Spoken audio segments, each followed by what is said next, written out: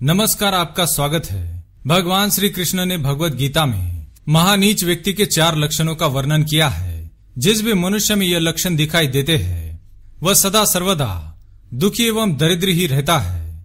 ऐसे व्यक्ति को कभी सुख एवं शांति की प्राप्ति नहीं हो सकती है। वह संसार में केवल उपद्रव करता है और दूसरों को कष्ट पहुंचाता है। श्री कृष्ण कहते हैं कि ऊंचे या नीचे कुल में जन्म लेने से व्यक्ति की पहचान नहीं होती है, बल्कि उसकी पहचान उसके आचरण एवं व्यवहार से होती है।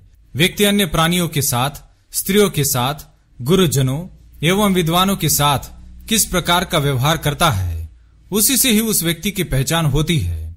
नीच लोग सदा ही ऐसे कर्म करते हैं जिससे दूसरों को दुख पहुंचता है। नीच के मन में कई प्रकार के विकार होते हैं और यही विकार उसके विनाश का कारण बनते हैं। श्री कृष्ण कहते हैं कि इस संसार में मनुष्य का उसका अपना कुछ भी नहीं है। उसे ये शरीर केवल सेवा एवं परोपकार करने के लिए मिला है। उसे सदा ही अच्छे कर्म करके ईश्वर का नामस्मरण करना चाहिए। अंत काल आने पर जो भी मनुष्य श्री कृष्ण का नामस्मरण करता है उसे नरक की प्राप्ति नहीं होती है। वह साक्षात श्री कृष्ण के स्वरूप को प्राप्त हो जाता है और संसार बंधन से मुक्त होता है। किंतु जो मृत्यु के समय रोता है, अपनी आसक्तियों को छोड़ नहीं पाता है, वह निश्चित ही नरक में जाता है और अपने कर्मों के अनुसार दंड भोगता है। आइए जान लेते हैं महानीच व्यक्ति के लक्षणों के बारे में। सबसे पहला लक्षण, जो व्यक्ति दूसरों की धन संपत्ति, सौंदर्य, दूसरों की सफलता और दूसरों का पराक्रम देखकर उनसे घृणा एवं ईर्ष्या करता है, उनसे द्वेष करता है, ऐसा मनुष्य असाध्य रोगी है। उसे नीच ही समझा जाना चाहिए। ऐसा व्यक्ति जीवन में कभी उन्नति नहीं कर सकता। सदा सर्वदा दूसरों की ईर्ष्या करने से मनुष्य जीवन भर गरीब रहता है। दूसरा लक्षण, श्री कृष्ण कहते हैं जो व्यक्ति नशीले पदार्थों का सेवन करता है, नशीले पदार्थों का सेवन करके उपद्रव करता है, वह स्वभाव से ही नीच है।